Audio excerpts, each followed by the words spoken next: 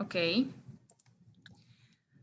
Buenas tardes, estimados participantes. Queremos darles la más cordial bienvenida a esta videoconferencia sobre la estrategia de la transición al Océano Azul, resiliencia, reactivación e inclusión organizado por la Cámara de Comercio Franco-Panameña. Aquí su servidora Jacqueline Flores, de esta organización. Agradezco de parte de la Cámara su participación en este evento. Aprovecho también para presentar a algunos de los miembros de la Junta Directiva aquí presentes. Tenemos a José Jun y también tenemos a María Lima. Tenemos a nuestro director ejecutivo, ahí está María saludando. Tenemos a nuestro director ejecutivo Daniel Díaz y a nuestro practicante Pablo, quienes nos están acompañando desde Francia.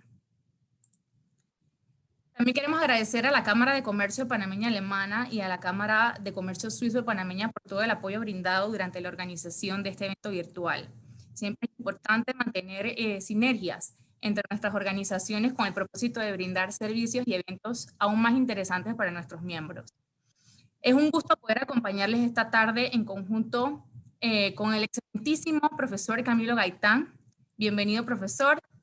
El profesor Camilo Gaitán es asociado a la Blue Ocean Academy y es experto reconocido de la plataforma de pensamiento estratégico e innovación más reconocida del mundo. El profesor Gaitán es experto global senior en océanos azules y es coach y consultor con una destacada experiencia en este ámbito. Incluso ha tenido la oportunidad de dirigir desde la alta gerencia destacadas organizaciones nacionales en su país y multinacionales en Latinoamérica. Como bien sabemos, la pandemia mundialmente decretada nos ha llevado a una gran incertidumbre sobre los nuevos retos que debemos afrontar en los distintos aspectos de nuestras vidas. Y en el aspecto empresarial, en muchísimos casos, ha sido importante buscar nuevos horizontes, nuevas formas de proyección e incluso de innovación, a fin de poder encontrar una nueva forma de adaptación a la situación global. Así tenemos que la estrategia de la transición al Océano Azul tiene como propósito aportar soluciones novedosas a empresas dentro de un marco competitivo. El libro del mismo nombre es recomendado a todo directivo de empresa y a todo emprendedor. Sus autores son los profesores Shang Kim y René Muborgne de la Escuela de Negocios INSEAD, y a través de esta obra promueven adentrarse a nuevas ideas de negocios sin competencia feroz, utilizando la metáfora de los océanos azules u océanos inexplorados, y así también la asimilación al cambio a través de la innovación. Estamos pues convencidos que este es un año en el que será importante comenzar con nuevas perspectivas que permitirán enfrentar los retos de la reactivación económica y también de la pospandemia, y sin ninguna duda las estrategias innovadoras serán de gran ayuda. De eso se trata la exposición de esta tarde. Antes de cederle la palabra al profesor Gaitán, les reiteramos que con mucho agrado y motivación seguimos trabajando por y para ustedes, de la mano con nuestros aliados, sin que esta época tan difícil para todos nos detenga. Reiteramos nuestro agradecimiento por su participación y sin más, cedo la palabra al profesor Gaitán, quien nos hará la presentación sobre la estrategia del Océano Azul. Adelante, profesor, tiene la palabra. Jacqueline, muchísimas gracias. Muchas gracias por la invitación a usted, a Daniel y lo mismo a Pablo, que han trabajado conmigo de la mano desde el año pasado para poder hacer este evento una realidad.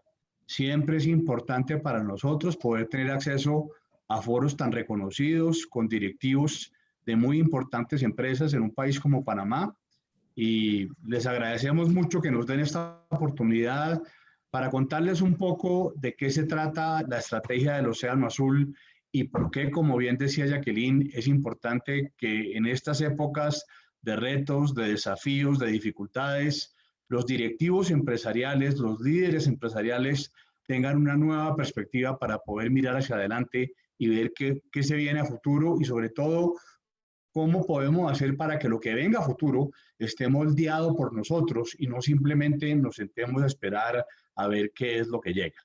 Entonces, voy a hacer una presentación que voy a compartir con ustedes ahora en la pantalla, e iremos hablando alrededor de ella de los diferentes conceptos importantes de la estrategia del Océano Azul.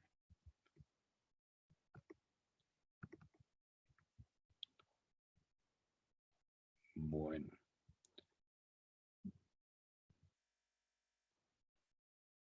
¿Ya la están viendo? Sí, la vemos, Camilo. Gracias. Perfecto, Daniel, muchas gracias. Listos. Bueno, entonces, ¿por qué hablamos de la estrategia y la transición al Océano Azul? Porque esta obra, que ha sido reconocida como una de las más importantes, si no la más importante en los medios de negocios, en los medios empresariales de los últimos años, consta básicamente de dos libros. El primero de ellos, La Estrategia del Océano Azul, publicado por, como decía Jacqueline, por los profesores Kim y Mawolf del INSEAD, y el segundo, que se llama La Transición al Océano Azul, que es un libro escrito 10 años después, donde se recoge la experiencia de muchas empresas, de muchos países, de muchos directivos empresariales en su esfuerzo por implementar los conceptos revolucionarios y desafiantes del Océano Azul. ¿Quiénes son los autores? Los autores son los profesores Chang Kim, como decía Jacqueline, y René Mawolf. Son dos profesores del INSEAD, una escuela de negocios que queda en las afueras de París y que ha sido consistentemente en los últimos años reconocida como una de las 3 mejores escuelas de negocios del mundo. Entonces, estamos hablando de unas personas de una estatura intelectual muy grande, de una gran experiencia y que están permanentemente fogueándose efectivamente con las empresas más importantes del mundo, trabajando alrededor de los desafíos que estas empresas tienen a un nivel y con una proyección de tipo global y enfrentándose tal vez al reto y al desafío más grande que tiene un directivo empresarial, que es producir resultados de negocio.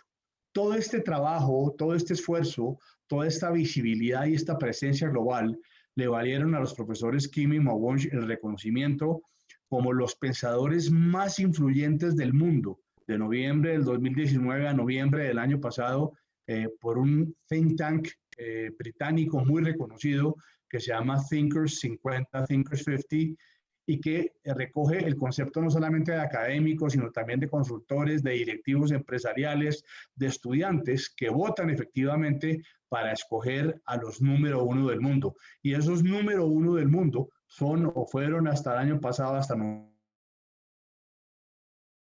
noviembre del año pasado, pues Kim y Mawolf. Han roto varios récords importantes en la publicación de sus libros, que están publicados por la editorial más importante del mundo en materia de negocios, que es la editorial de la Universidad de Harvard, de la Escuela de Negocios de la Universidad de Harvard. Tiene el récord de traducción de su libro original, La Estrategia del Océano Azul, a 46 idiomas diferentes, que es el mayor número de idiomas al que se haya hecho traducción alguna de un libro de la editorial de Harvard, y han vendido millones de copias, creo que ya pasaron los 5 millones de copias, que es una cifra muy grande para un libro de negocios, en los 5 continentes, en todo el mundo, y son reconocidos, tanto que la palabra Océano Rojo y Océano Azul ya son parte de la jerga normal de las escuelas y los estudiantes y los directivos de negocio. Perdón. ¿Qué vamos a ver rápidamente en esta presentación? Voy a darles unas ideas básicas acerca de qué se trata este tema de la estrategia y la transición al Océano Azul. Voy a mostrarles a lo largo de esta presentación cuáles son los pasos que nosotros damos para promover este cambio y la identificación y el desarrollo de un océano azul en los negocios, con algunos ejemplos y también con las herramientas que utilizamos. Porque, digamos, no solo son muy poderosos los argumentos detrás de la plataforma de los océanos azules, sino que son muy poderosas las herramientas desarrolladas por los profesores Kim y Mawolf para la implementación, la puesta en práctica de estos conceptos. Entonces vamos a iniciar con algunas ideas muy sencillas, básicas, pero que les deben dar a ustedes una idea muy clara de qué estamos hablando cuando hablamos de los océanos azules. En esta primera imagen vemos lo que sucede en todos los mercados del mundo.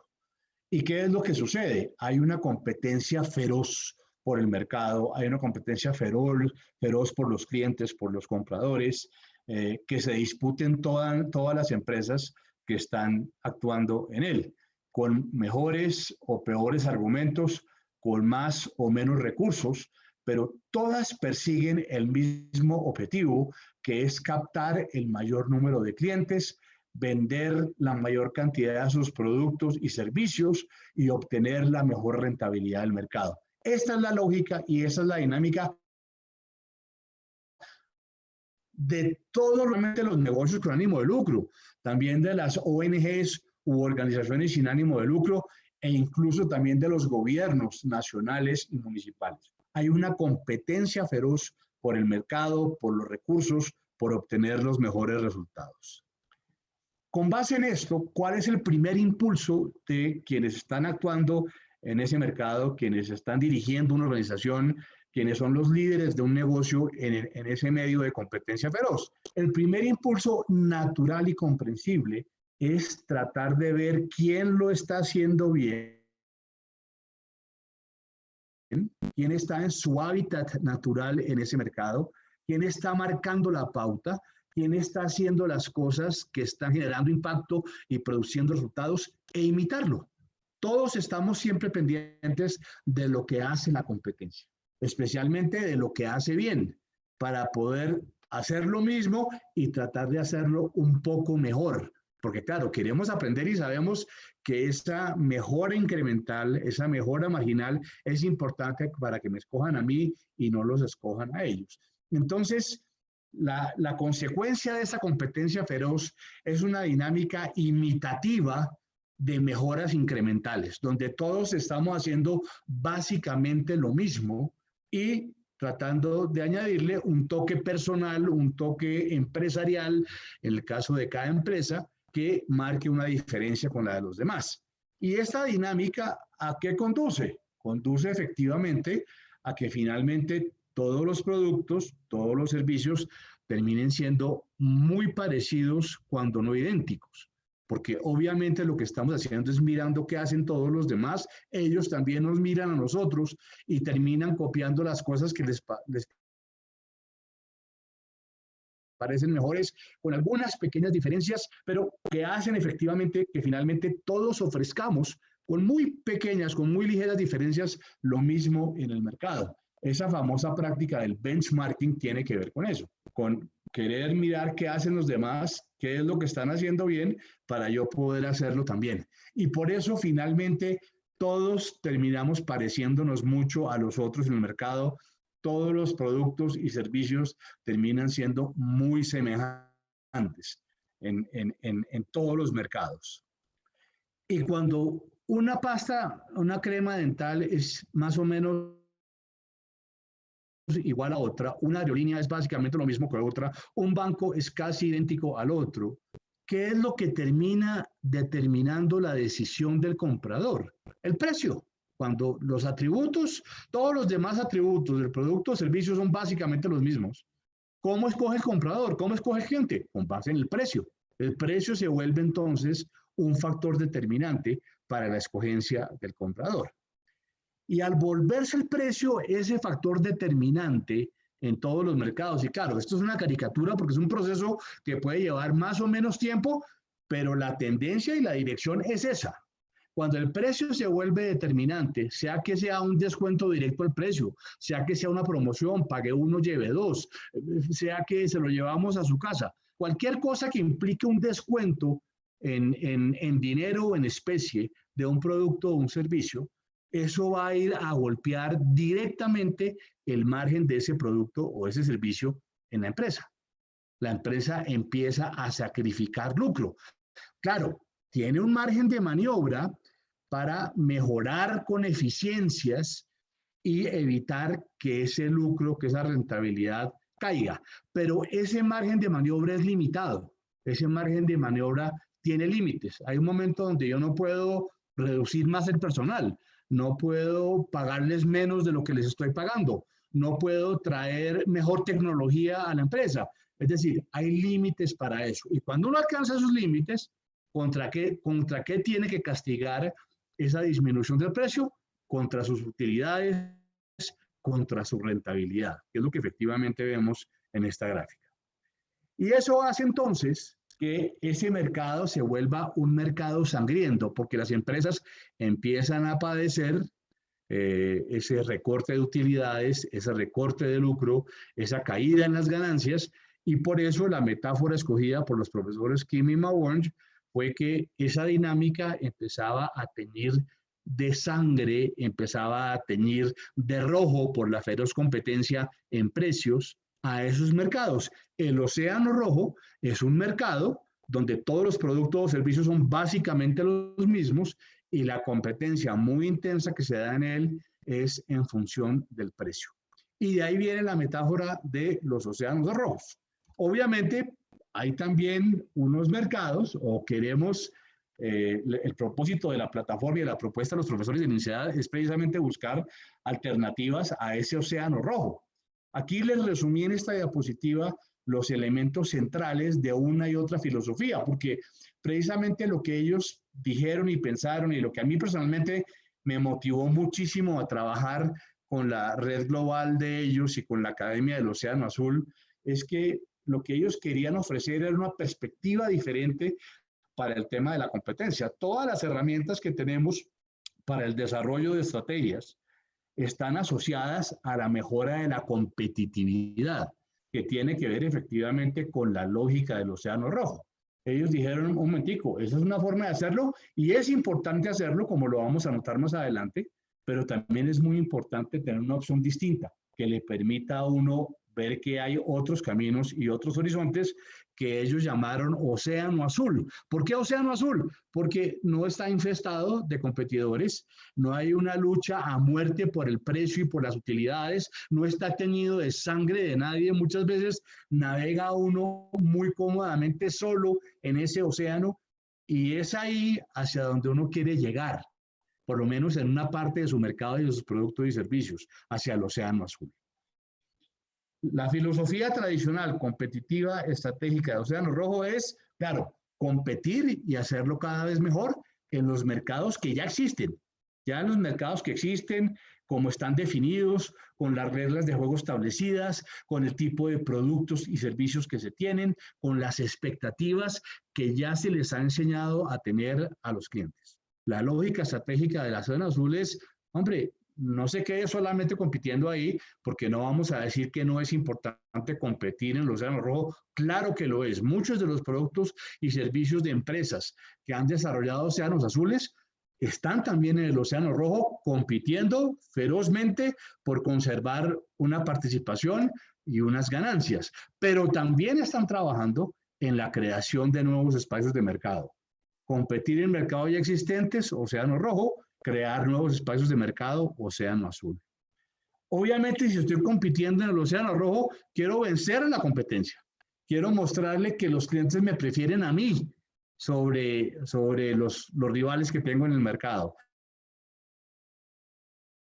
Quiero mostrarles que mi producto realmente, incrementalmente, es más atractivo. La idea del Océano Azul, en contraposición, es volverme irrelevante, que la oferta sea tan innovadora y distinta que no importa el producto y la oferta de mis rivales, porque precisamente estoy creando un nuevo espacio del mercado donde las reglas de juego, el tipo de producto o servicio, el atractivo funcional o emocional que tienen para mis clientes es muy diferente a lo que están recibiendo en el mercado donde estaba compitiendo yo en el Océano Rojo.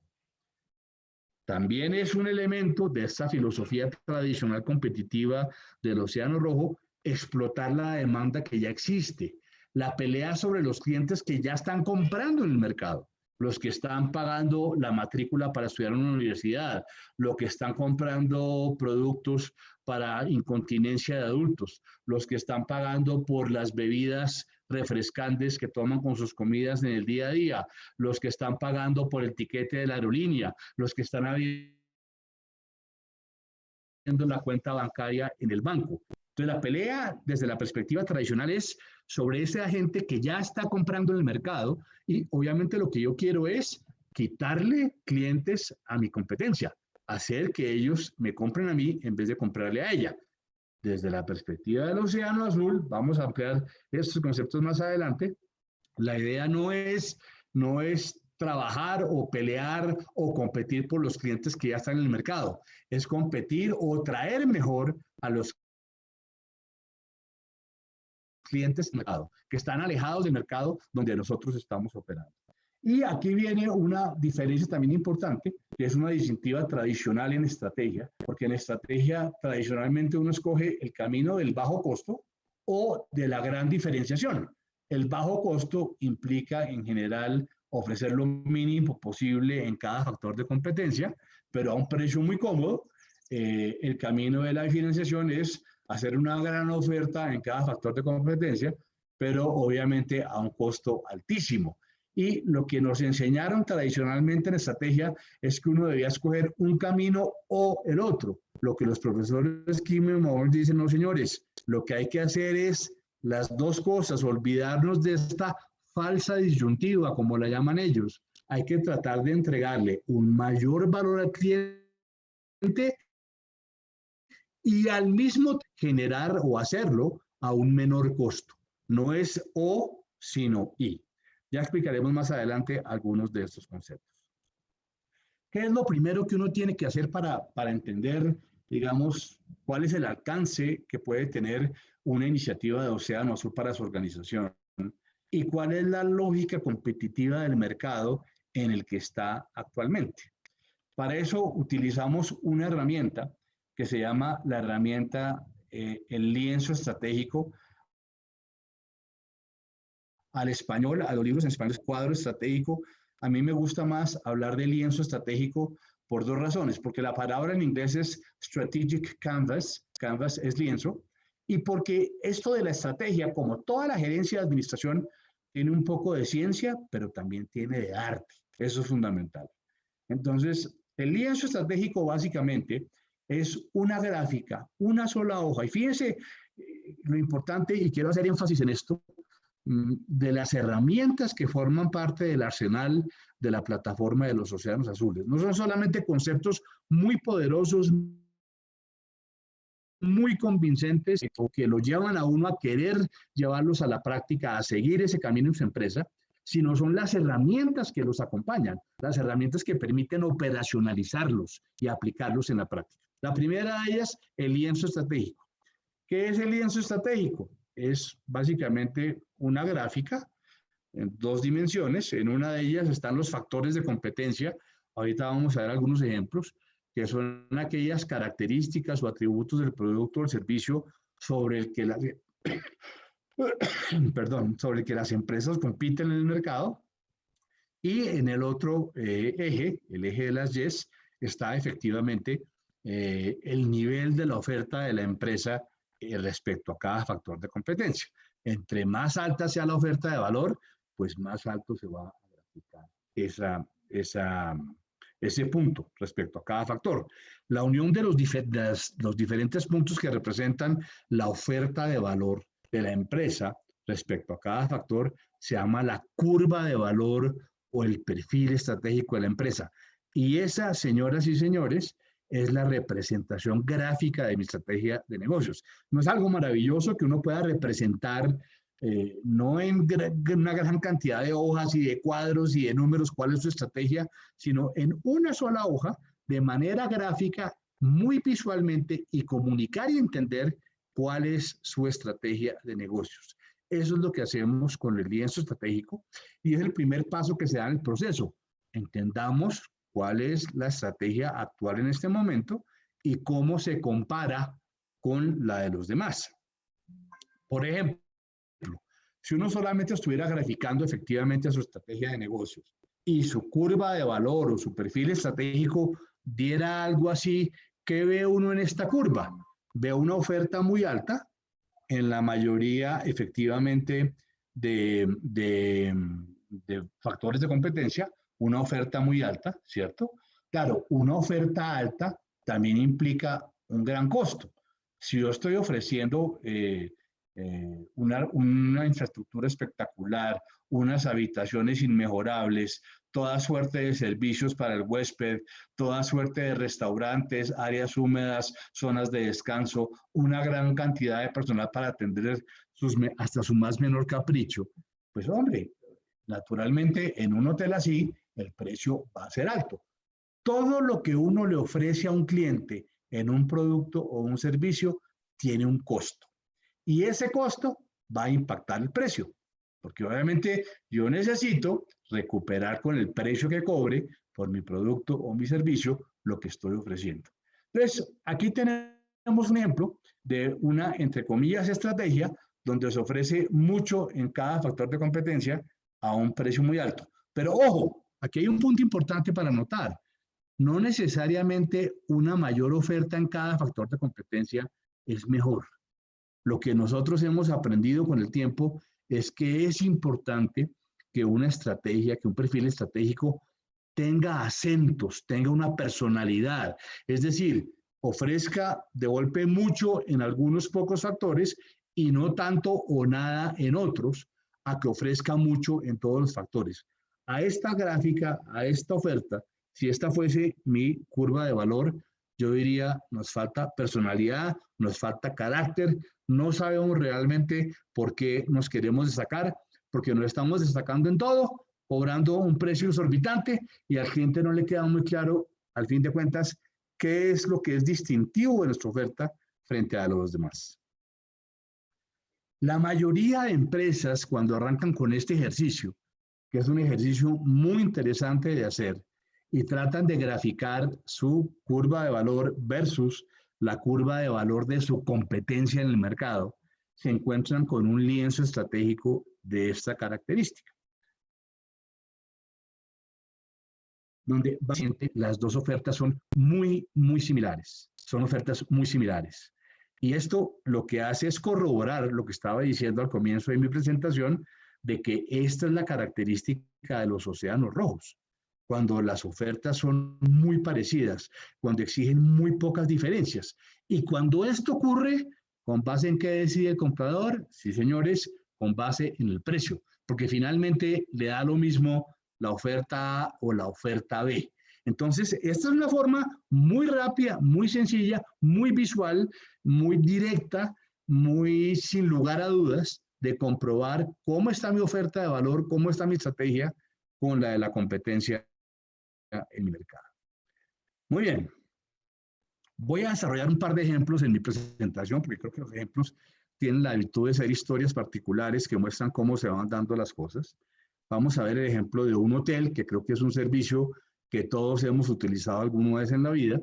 Y aquí estoy comparando en este lienzo estratégico que le estoy presentando la oferta de valor de un hotel 3 estrellas, que es esa curva roja, y la de un hotel de lujo, que es la curva verde. Fíjense ustedes que tienden a ser curvas similares, simplemente diferenciadas por el nivel de la oferta en cada factor de competencia.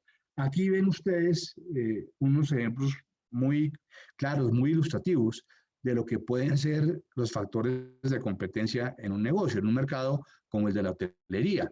El precio, que es siempre un factor de competencia y va de primero en las gráficas, el precio.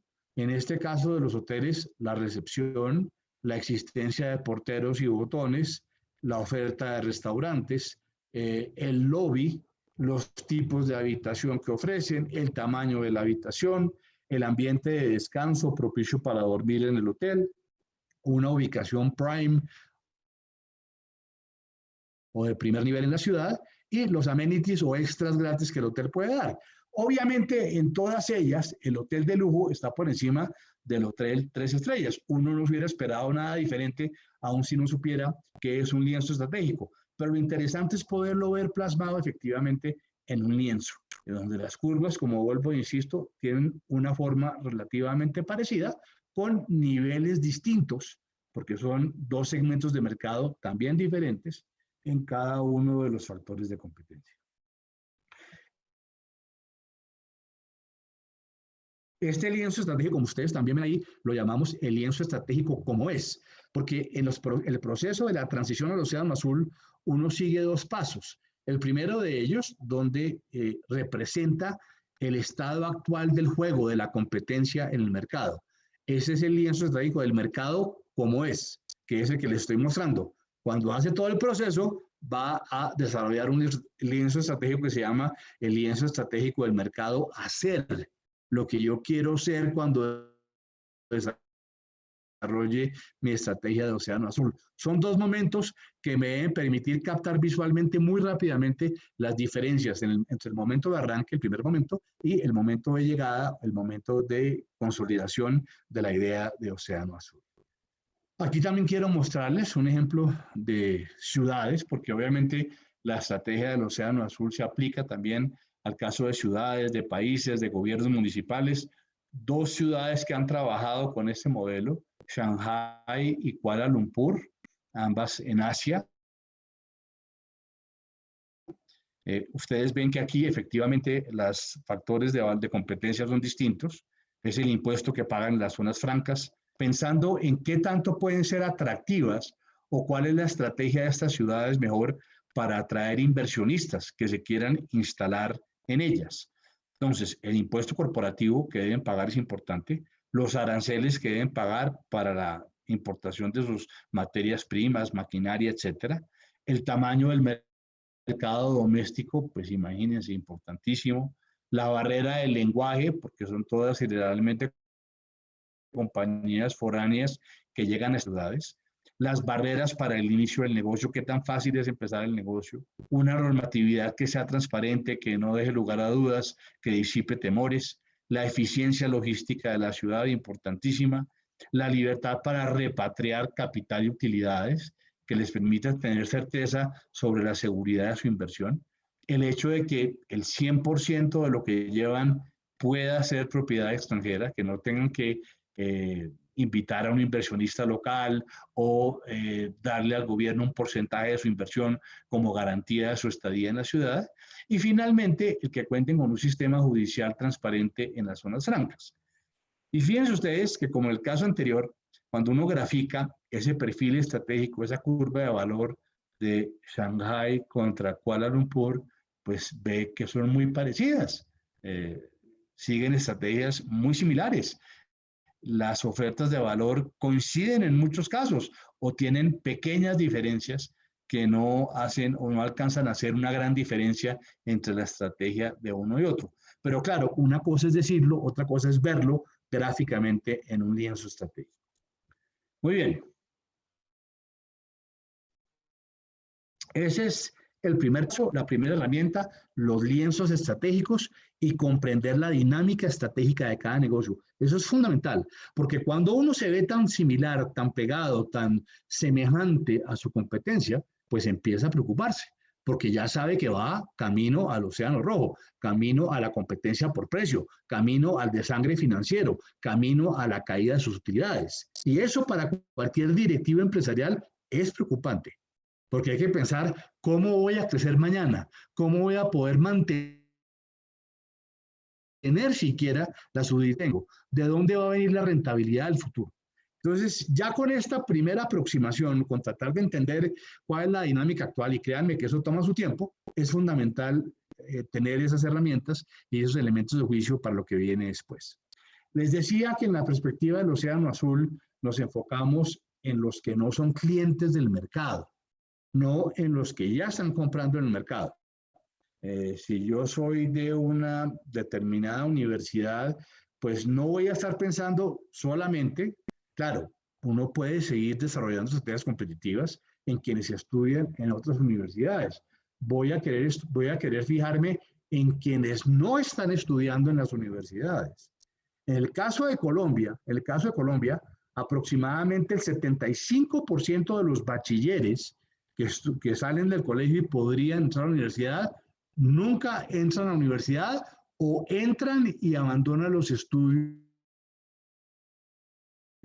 después de un tiempo. Imagínense ustedes, el 75% de los bachilleres son parte de ese gran pedazo de torta que se llama los no clientes de la educación superior. Pensemos así para los demás clientes de empresas, para quienes compran productos higiénicos para adultos, para los que compran bebidas refrescantes, para los que vuelan en una aerolínea.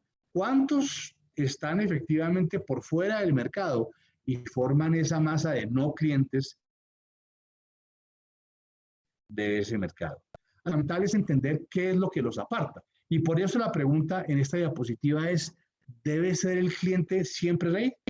A uno lo crearon con esa frase de que el cliente siempre tiene la razón, que el cliente debe ser siempre el rey. Y yo pregunto, ¿debe ser así? Yo creo que sí, si lo que yo estoy tratando de hacer es mejorar mi competitividad a través de un mejor servicio al cliente. Eso es válido, eso es una estrategia competitiva de Océano Rojo, pero es importante hacerlo. Si yo no tengo un buen servicio, voy a perder clientes. Recuerden que he dicho que uno tiene que apostarle un poco a las dos cosas, hacer más competitivo donde ya está, pero al mismo tiempo ir creando nuevos espacios de mercado, océanos azules para su empresa. Entonces, esto sí sirve, efectivamente, para ser más competitivo en términos de servicio al cliente, pero si lo que yo estoy buscando es atraer más clientes para que compren mi producto o mi servicio, a uno le va mejor mirando cuáles son sus no clientes. Y desde la plataforma de los océanos azules se habla de 3 niveles de no clientes. El primer nivel son personas que realmente ya son clientes del mercado, no necesariamente de mi empresa. Aquí estoy hablando de clientes del mercado, no estoy hablando de clientes de la empresa. Gente que ya vuela en avión, gente que ya tiene una cuenta bancaria. Ya son clientes del mercado, así no sean efectivamente clientes míos. Entonces, esos son clientes del mercado, pero que están teniendo dificultades, que tienen incomodidades, que tienen cosas que no les gustan y que tan pronto encuentren una alternativa mejor, se van a salir de ese mercado, no van a seguir comprando en ese mercado. Están listos a abandonar el barco. El segundo nivel son clientes, o mejor dicho, no clientes, que conscientemente se rehúsan a comprar en ese mercado, que definitivamente no le ven el beneficio a tener una cuenta de ahorros o una cuenta de ahorro o una cuenta corriente en un banco, o que no le ven el beneficio a volar en un avión si es que pueden ir por tierra cómodamente para transportarse entre un punto y otro. O que no le ven el beneficio realmente a tomar una gaseosa, un refresco, siendo que existen otras bebidas más saludables y más refrescantes para calmar su sed. Es gente que conscientemente dice, yo no quiero comprar ese producto y ese servicio tal y como me lo están ofreciendo ahora. Y el tercer nivel son clientes que nunca ni siquiera se han explorado. ¿A quién se le ha ocurrido, por ejemplo, trabajar con mayores de 50 o 60 años para tratar de que ingresen a estudiar en una universidad? Les parece que no, ya cumplieron su ciclo de vida, ya aprendieron lo que tienen que aprender. Y de golpe no, de golpe este es un preconcepto, de golpe este es un prejuicio que traemos acerca de la dinámica de ese mercado. Entonces, esa gente, el adulto mayor, sería un tercer nivel de no clientes para las universidades que están buscando alumnos para sus programas. Lo fundamental con el tema de los no clientes es tratar de entender por qué no compran en el mercado, qué es lo que los mantiene alejados. No siempre es el precio, ojo, porque uno frecuentemente cae en esa tentación de decir, no, es que es por el precio. Siempre está diciendo, es el precio, es el precio, es el precio. Y no siempre es el precio. Para seguir con el ejemplo que les estaba dando de las universidades, es común pensar que la gente no quiere estudiar en la universidad porque la matrícula es muy costosa. Puede ser costosa, sí, pero de golpe pesa más el hecho de que sean personas que han tenido ya experiencia de trabajo en la vida y que cuando ven el pensum, el currículo, el plan de estudios de un programa, sienten que les va a tocar ver muchas materias a las que no le ven sentido, a las que no le ven utilidad. Y de golpe ese es el obstáculo más grande, no tanto el valor de la matrícula. Entonces, ahí lo fundamental es utilizar una herramienta que llamamos nosotros el ciclo de experiencia del comprador. Desde que está interesado efectivamente en el producto o servicio hasta que lo descarta, hasta que ya no lo usa más. Estas son las definiciones generales que uno puede subdividir en tantas etapas como quiera para tratar de identificar las dificultades en cada uno de los puntos de contacto entre comprador, producto y servicio, producto o servicio, perdón, y empresa. Y ese ciclo de experiencia se traduce en otra herramienta y las muestro porque quiero decirles que una de las cosas maravillosas de las muchas que tiene la estrategia del Océano Azul son las herramientas que usa. Es el mapa de utilidad del comprador, que no es una cosa distinta al ciclo de experiencia cruzado contra lo que nosotros denominamos las 6 palancas de valor, los 6 atributos que le dan valor a un producto o un servicio, que me permitan ser más productivo, que me faciliten la vida, que los pueda conseguir en cualquier momento, 7x24, que disminuyan mi riesgo físico, financiero y emocional, que sean divertidos y contribuyan a mejorar mi imagen y que sean afines o cuiden del medio ambiente. Esto que ustedes ven aquí en esta gráfica es una gráfica que hicimos con una organización en Colombia que organiza eventos empresariales. Los números de arriba, del 1 al 10, no pusimos el 11 porque no se puso en la etapa final, son los diferentes pasos que sigue el comprador en la interacción con el servicio, en este caso, y la empresa. Y los números en cada casilla son las observaciones, porque aquí en la estrategia del Océano Azul creemos mucho en observar lo que pasa, en observar al comprador, en observar sus comportamientos en el mercado, en observar las cosas que hace la empresa cuando vende su producto o servicio. Y cada vez que encontrábamos una dificultad en ese paso y en esa palanca o ese atributo de valor, consignábamos una anotación. Y ustedes lo que ven es que al final, cuando uno consolida las anotaciones de todas las personas que participaron efectivamente en el ejercicio, pues rápidamente identifica unas casas donde están los problemas. Aquí inclusive los tratamos en verde. El paso número 5 parece ser crítico en este caso, y el tema de la simplicidad de verdad que es un problema en el caso de este producto o servicio y de la empresa. Y esto es fundamental, es información valiosísima para entender por qué hay mucha gente que no quiere comprar en el mercado, porque hay otros tantos que están comprando, pero que a la menor posibilidad van a dejar de comprar. Es una herramienta muy, muy valiosa, sistemática, cuidadosa, objetiva, que me permite identificar esas dificultades, esos obstáculos. Con estos elementos, uno tiene también que hacer el ejercicio de reconstruir las fronteras de su industria. Todas las industrias tienen unos hábitos, unas reglas de juego, unas fronteras que se han construido y que uno a veces ve como inamovibles. Por ejemplo, que un hotel tiene que tener recepcionista. ¿A quién se le ocurre que un hotel no pueda tener recepcionista? Difícilmente se le ocurre a uno que pueda haber algo así. O que una empresa que vende eventos empresariales tenga que tener gerentes de cuenta que interactúen con el cliente. A todos nos parece que eso tiene que ser así. O efectivamente que lo más importante a la hora de practicar un deporte es la infraestructura en la cual el deportista hace su ejercicio. Hay una serie de preconceptos acerca de lo que debe ser un mercado que no necesariamente son ciertos. Y precisamente la estrategia del Océano Azul se trata de cuestionarlos, de entender que pueden ser diferentes. Entonces voy a mostrarles algunos ejemplos, no todos. Hay 6 vías, 6 caminos.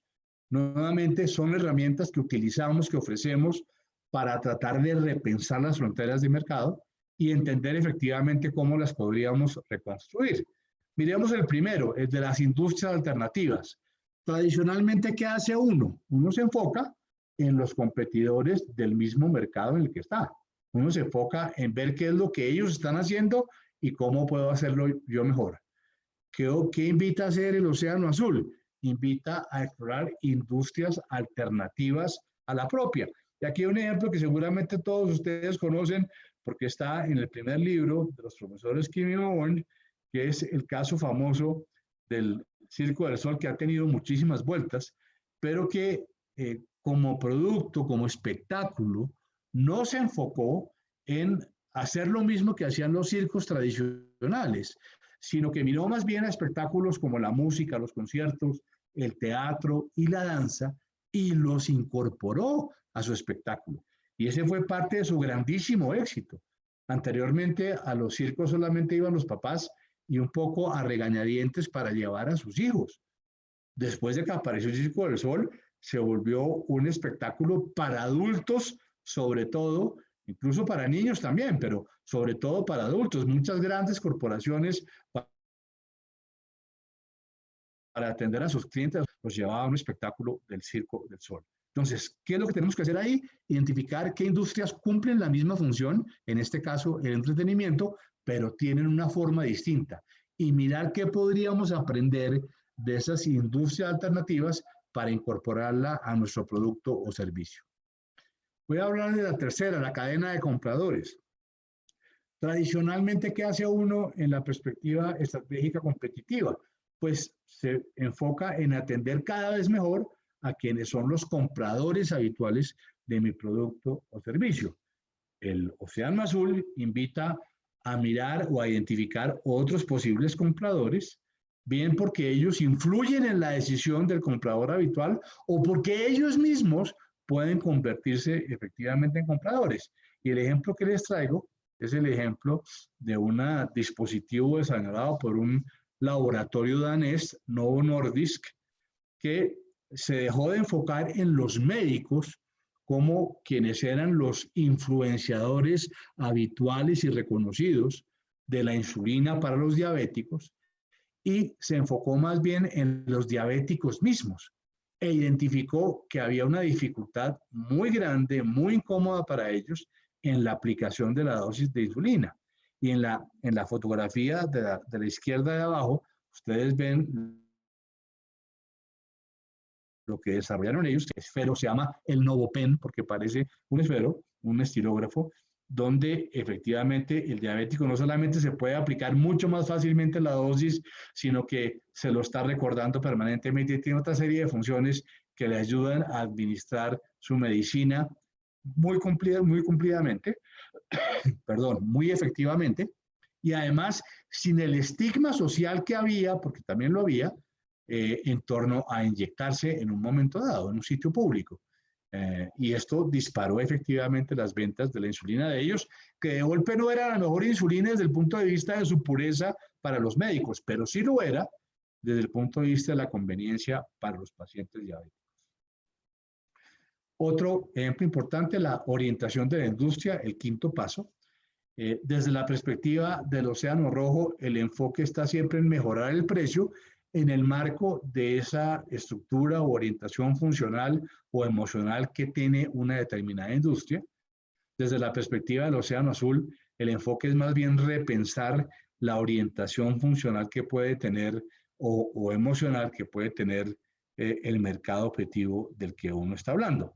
Y aquí los ejemplos son unos ejemplos que fueron muy importantes a finales de los 80, comienzos de los 90, pero todavía siguen siendo importantes, que es como la industria cosmética, que es una industria millonaria, en un momento dado hizo el viraje y dejó de centrarse solamente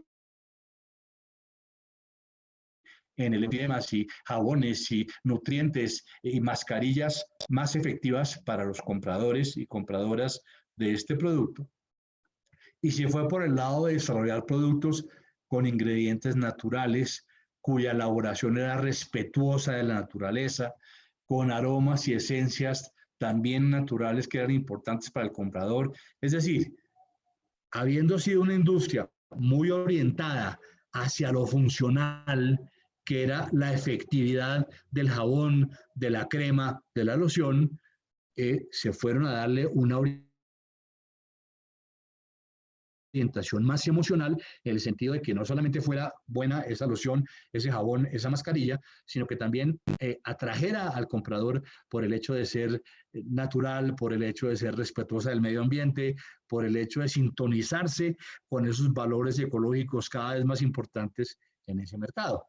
Les tengo a la derecha la imagen de una mujer baiana del Brasil, hace unos días de una conferencia también para todos los directivos de empresas públicas y privadas de Salvador, en Bahía, en el Brasil, que estaban interesados en desarrollar efectivamente una estrategia de Océano Azul para su ciudad.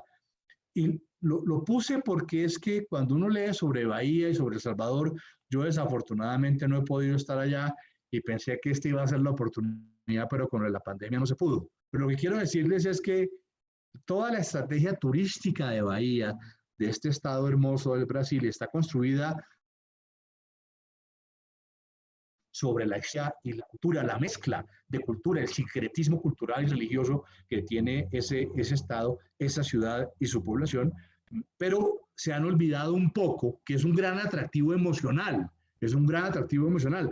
Muchos de los grandes músicos brasileños son baianos, pero desafortunadamente se han olvidado un poco de la parte funcional, y es cuando llega el turista ya a comer esta comida deliciosa, a escuchar esta música maravillosa, a visitar estos monumentos únicos en el mundo, hombre, tiene dificultades para conseguir un buen hotel y que el hotel lo hospede adecuadamente.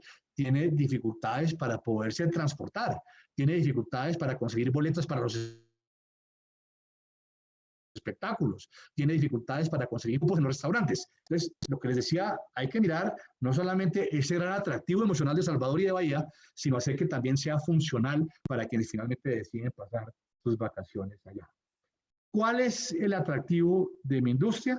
¿Es funcional o es emocional? ¿Y qué puedo ver si me paro en la otra orilla que me ayude a desarrollar una nueva estrategia para él? Muy bien. Dos conceptos fundamentales ya para ir cerrando la presentación. Concepto de innovación y valor. Este concepto es la piedra angular de los océanos azules. Recuerden que en estrategia hemos hablado de que existía esta disyuntiva, o costo bajo o mayor diferenciación. Y yo escogía uno de los dos caminos. El desafío que nos ponen los profesores Kim y Mawonji es, no señores, no tienen que ser una disyuntiva. Uno puede trabajar para entregarle un mayor valor, tener una mayor diferenciación en su producto y a la vez un menor costo. Y esto se logra efectivamente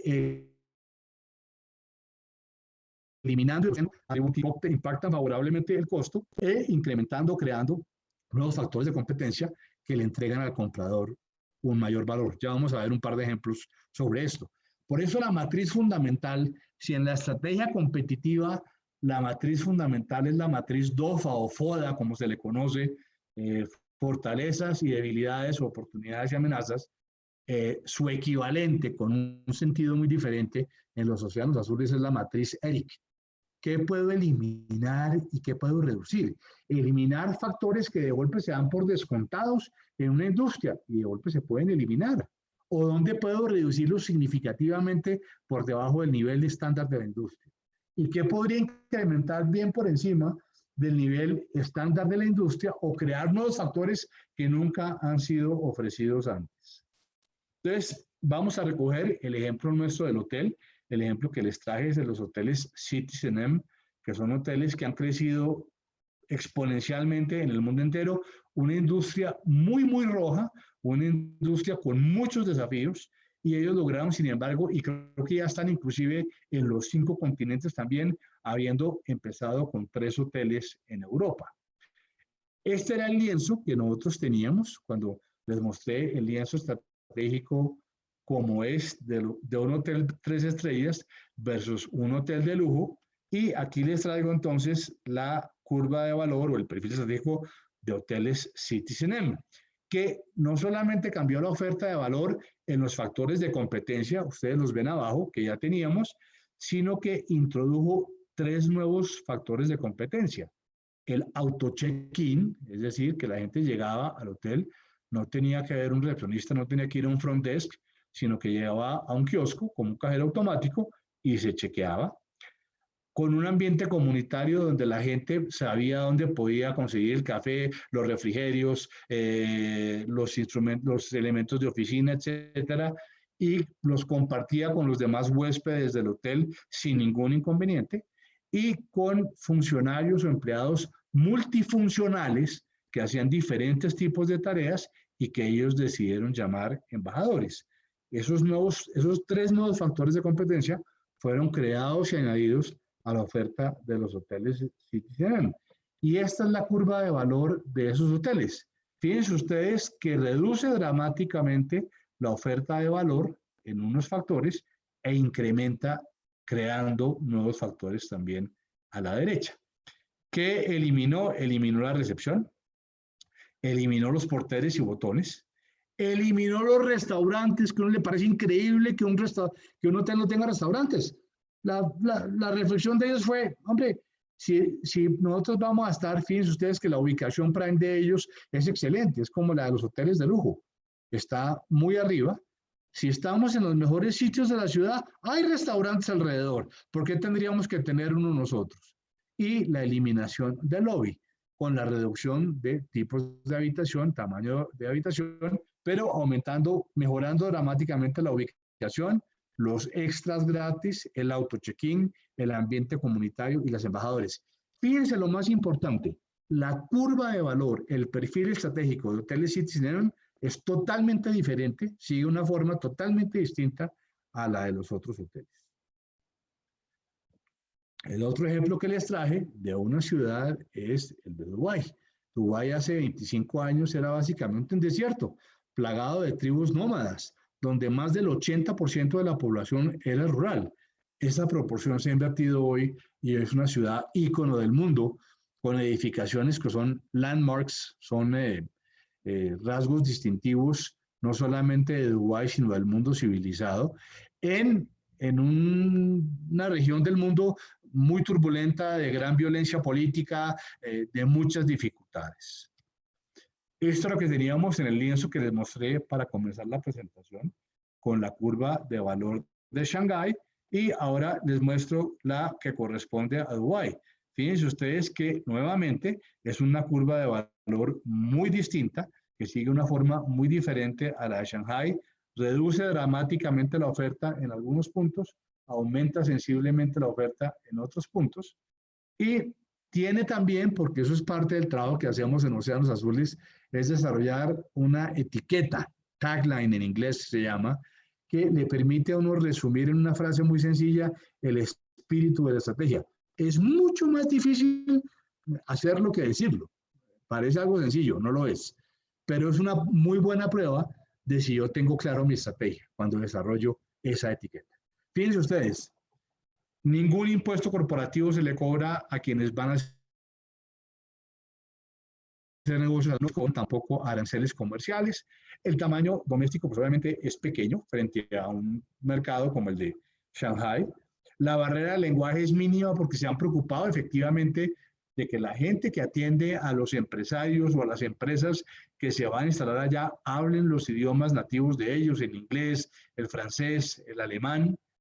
Muy sencillo, muy pocas barreras para el inicio del negocio.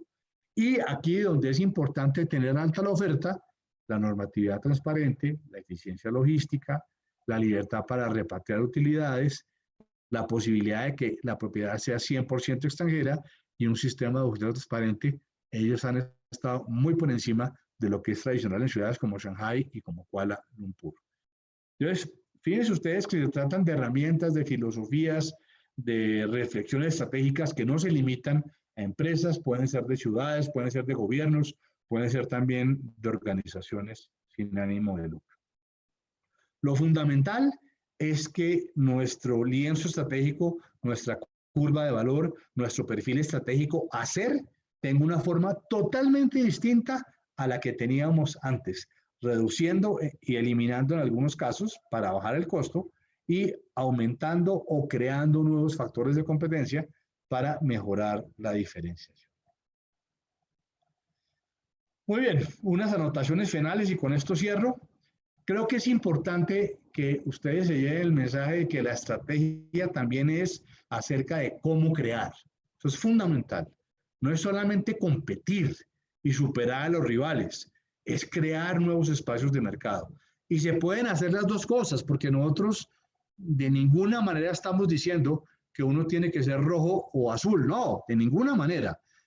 Nosotros creemos y estamos convencidos que las empresas hoy en día tienen que ser buenas competidoras, pero también crear nuevos espacios de mercado. El entorno, la competencia y los clientes actuales determinan muchas veces, desde la perspectiva de Océano Rojo, el camino a seguir. Las estrategias innovadoras como la del Océano Azul transforman el entorno y cambian las reglas de juego del mercado. La perspectiva estratégica tradicional, vencer la competencia. La perspectiva estratégica de Océano Azul, volverle relevante con el producto o el servicio que yo saque efectivamente al mercado. Es fundamental tener un equilibrio saludable entre la rentabilidad de hoy y el crecimiento de mañana. Y para eso tenemos efectivamente una herramienta que se llama el mapa de pioneros, migrantes, colonos, que nos permite ver de dónde va a venir ese crecimiento a futuro. No es solamente importante ser rentable hoy, no es solamente importante defender la rentabilidad de hoy, hay que hacerlo clarísimamente que sí, pero hay que también tener un ojo puesto en el futuro y ver de dónde va a venir mi crecimiento y mi rentabilidad el día de mañana. Y finalmente, el último mensaje que les quiero dejar, es importante que ustedes también cultiven como estrategias, como líderes de empresas en Panamá, una mentalidad de océano azul, que no tomen como dadas las condiciones del mercado, no las tomen como inamovibles. Son cosas que en algún momento alguien construyó y se pueden volver a construir. Dejen de preocuparse y de obsesionarse con vencer a la competencia. Piensen más bien cómo pueden sacar productos o servicios con estos pasos y esta metodología del océano azul que los vuelva irrelevantes. Dejen de pensar solamente en capturar los clientes de la competencia, en luchar por los clientes que hacen el mercado. Piensen más bien en quienes no son clientes, quienes no compran el mercado, cómo los pueden atraer a su mercado, cómo pueden interesarlos para comprar su nuevo producto o servicio. Y piensen también siempre en ofrecer un mayor valor a un menor costo. No se dejen tentar por esa falsa disyuntiva, que no es efectivamente el camino a seguir en la construcción de un océano azul. Nuestra red, somos una red global, estamos en los 5 continentes, tenemos profesores asociados, consultores que efectivamente trabajan de la mano de ellos y siguiendo las indicaciones y las mejores prácticas que han desarrollado en la implantación del modelo a nivel global. Existe también lo que se llama el Instituto de la Estrategia del Océano Azul, que queda en el INSEAD, en Fontainebleau, cerca de París, donde efectivamente se procesa, este es el think tank, es el brazo académico de nuestra organización, que se preocupa efectivamente por recoger la experiencia de todos nosotros a nivel global y afinar los conceptos, las herramientas, desarrollar conceptos y herramientas nuevas. Es decir, hay toda una empresa y una intención de hacer que esto no sea una golondrina de un solo verano, sino que efectivamente esto sea un proyecto que vaya más allá inclusive de quienes hoy en día estamos trabajando alrededor de él. Y finalmente la Academia del Océano Azul, donde hacemos entrenamiento y capacitación con herramientas que hemos desarrollado. Ahora tenemos efectivamente al aire una herramienta que se llama Blue Ocean Studio, que le permite a quienes la usan interactuar virtualmente desde su casa por la situación de la pandemia. No debe ser el objetivo original, pero está siendo maravillosa para ese propósito y dándole la posibilidad de unirse a través de las herramientas y conceptos que forman parte de este estudio.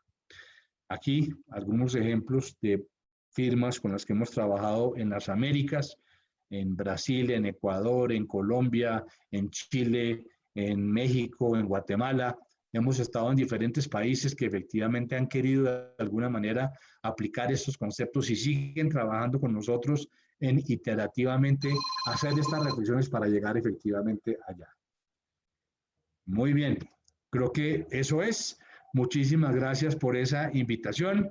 Espero que les haya servido. Les vamos a entregar al final, Pablo y la cámara les van a enviar un handout donde se recogen efectivamente estos elementos. Y bueno, muchas gracias por su interés y por su participación. Camilo, muchas gracias a ti por esta presentación. Queríamos quizás tomar el tiempo, si algún participante tiene alguna pregunta, que la puede hacer ahora activando su audio. Voy a dejar, quizás dejamos 10 segundos o 15 segundos a alguien si quiere intervenir, por si acaso tiene alguna pregunta que hacerte. Y si no hay preguntas, pues entonces yo voy a concluir. A ver, esperemos ver si alguien tiene alguna pregunta. Han enviado muy amablemente varios mensajes a través del chat agradeciendo la presentación. Que estoy agradecido soy yo por la invitación de ustedes y por su participación en esto. este evento. Sí, pues Sí, parece que nadie tiene preguntas. Camilo, Sí, yo tengo una pregunta. Sí, Daniel. Sería la aplicación de la metodología Blue Ocean a la ciudad. Yo sé que trabajas en un proyecto de Blue City y quería tener no sé, una pequeña explicación sobre esto. Sí, señor. Una muy buena pregunta, Daniel.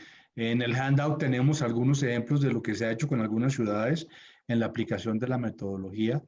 Eh, Básicamente el trabajo que hemos hecho hasta ahora ha estado sobre todo centrado en ciudades de Asia, algo en Europa y en los Estados Unidos, alrededor de temas que tienen que ver con mejorar la inclusión de los ciudadanos a algunos de los servicios que efectivamente ofrece el Estado. Entonces, aplicando la metodología de Blue Ocean, lo que hemos querido hacer es entender mejor quiénes son esos no clientes que o están a punto de abandonar el barco o quieren efectivamente recibir ese tipo de servicios.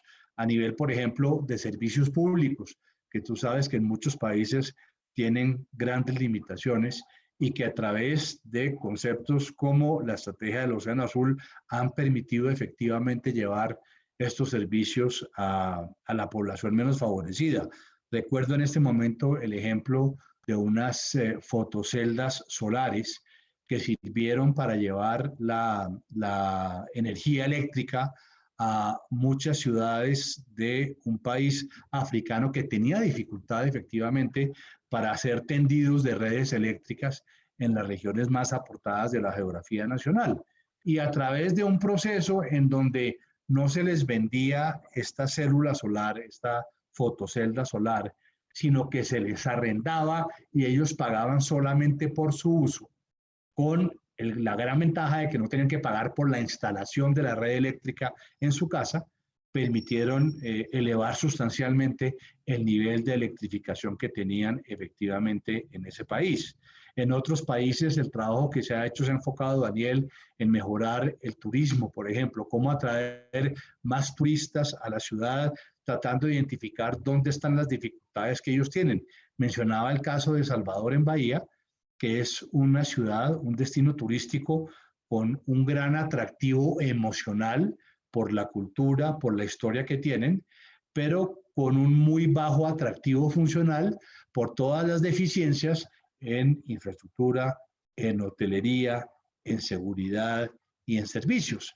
Y la estrategia que ellos están queriendo montar ahora es enfocarse más en esta parte funcional para complementar ese gran atractivo emocional que tienen.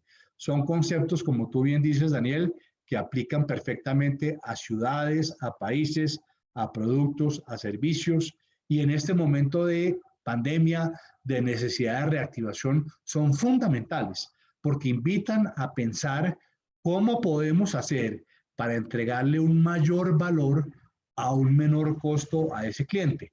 Cuando los clientes tienen en general grandes dificultades financieras para poder pagar lo que necesitan en su canasta básica, pues ni hablar de gustos adicionales. Creo que esta filosofía de Blue Ocean lleva mucho a pensar en la inclusión y lleva mucho a pensar en maximizar el valor que se le entrega a un cliente que ya tiene dificultades financieras para hacer sus elecciones.